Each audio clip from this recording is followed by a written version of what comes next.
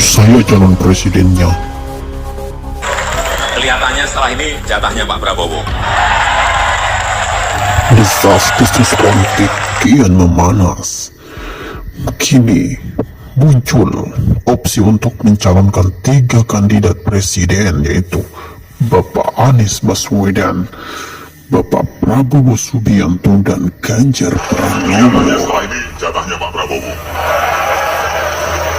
Apakah sekarang gilirannya Prabowo, mengingat Ganjar dengan PD-nya mulai tebar-tebar pesona ke setiap daerah?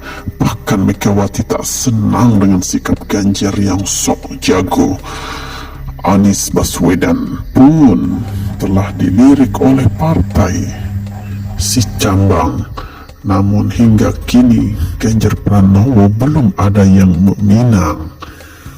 Kenapa Jokowi ingin menjadikan Pilpres nanti 3 calon?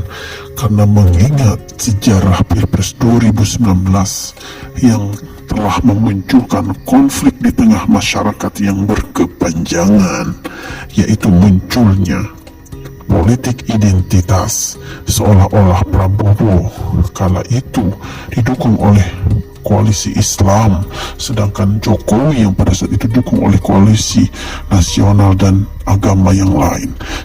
Dengan ini sehingga kadrun dan cebong akan putus dengan adanya 3 calon. Kemungkinan Anies akan berpasangan dengan Gibran Rakabumi Raka atau dengan Puan Maharani. Bahkan digosipkan bahwasannya Puan melirik Anies sebagai calonnya, dan tidak menutup kemungkinan Gibran juga akan menjadi pasangan Anies, sehingga politik ke depan akan semakin manis. Tentu politik ini akan membuat bingung antara kadrun dan cebong yang selama ini selalu membuat kisruh dan mengatasnamakan agama masing-masing. Kadrun yang didominasi Islam dan cebong oleh dominasi agama lain selain Islam, yang ingin membenturkan antara persatuan rakyat Indonesia. Sehingga Pilpres 2024 ini Anies menyatakan dia ingin ada perubahan menuju persatuan bangsa. Anies tidak ingin rakyat terkotak-kotak oleh agama. Anies ingin rakyat Indonesia bersatu di atas tumpah darah Indonesia. Tidak ada lagi istilah kadrun dan cebong. Kita semua Indonesia.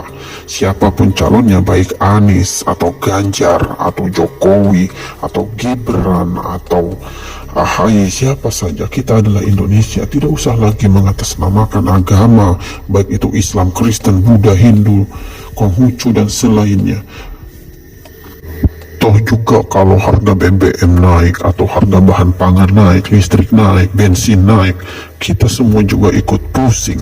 Oleh karena itu, kepada para politikus hendaknya menghembuskan angin-angin yang baik, yang positif, sehingga rakyat tidak terpecah belah, sehingga mudahkan orang-orang di luar Indonesia yang ingin menghancurkan Indonesia dengan mudah, yaitu dengan mengadu domba rakyatnya, seolah-olah ingin mengadakan perbaikan padahal ingin menghancurkan.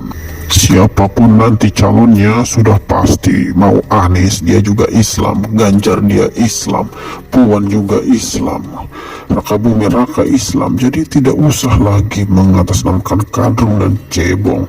Sudah cukup 2019 kita semua hancur lebur.